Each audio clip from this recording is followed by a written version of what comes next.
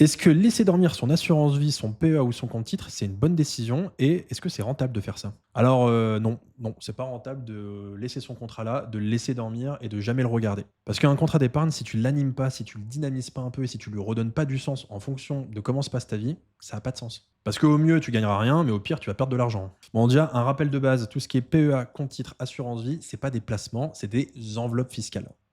Qu'est-ce que c'est? C'est ni plus ni moins qu'un contrat qui respecte des règles fiscales sur les intérêts, sur la succession et sur plein d'autres choses. Elles ont des règles différentes, mais elles ne rapportent rien toutes seules. Ce qui fait vraiment la performance, c'est qu'est-ce qu'on va mettre dedans. Alors pour ce qui est du PEA, c'est celle la plus limitante en termes de produits. On va retrouver principalement dedans des actions sur le marché européen, des ETF, et ça s'arrête à peu près là. Pour ce qui est du compte titre et de l'assurance vie, c'est un peu plus ouvert. On va retrouver évidemment les actions, les obligations, des unités de compte, des fonds structurés, du private equity, même des SCPI, des fonds monétaires. Bref, c'est beaucoup plus large en produits d'investissement. Il faut bien comprendre que chaque produit a du sens par rapport à un taux de rendement, à un horizon de placement, à un objectif et à un risque qu'on veut bien prendre pour réaliser cet objectif. Donc forcément, ton contrat, il va forcément s'adapter à ton âge, tes projets, ta situation. Bref, il faut vraiment qu'il s'adapte à ta vie parce que la vie, elle n'est pas linéaire. Quand on est jeune et qu'on rentre sur le marché du travail, oui, là, on a un horizon de placement très long terme. Par contre, si demain tu passes du salariat à l'entrepreneuriat, tu vas pas investir de la même manière. Si demain tu veux t'expatrier, tu vas pas prendre le même risque. Et si demain tu es proche de la retraite,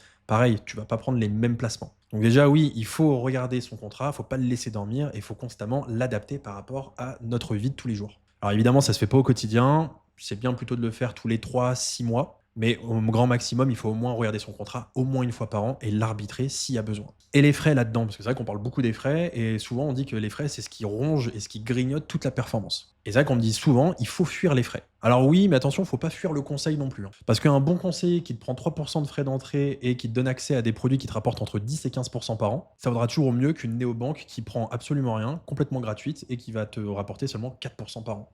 Tu fais le calcul, en net, tu vois la différence. Donc ouais, ce qui compte, évidemment, il y a une performance brute, mais ce qui compte, ça va être la performance nette de frais et même nette d'impôts. Donc non, ne laisse surtout pas ton contrat dormir, regarde-le, fais-le vivre, adapte-le à tes objectifs et à ta vie, et entoure-toi des bons outils et des bons conseils pour faire tout ça. Et si tu as besoin d'aide et que tu veux faire le point sur ton contrat, tu sais où me trouver, tu as tous les liens en description de mon profil.